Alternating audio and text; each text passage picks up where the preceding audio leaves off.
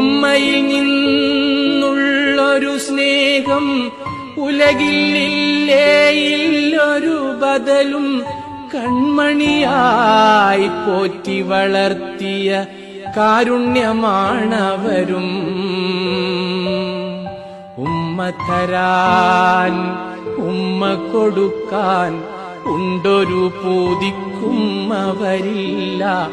ഉമ്മയും പോയി പള്ളിക്കാട്ടിലെ 6 അടി മണ്ണറയിൽ. മോനെ മോളെ വിളി കേൾക്കാൻ മോഹിക്കാത്തൊരു ശ്രവണവുമില്ല.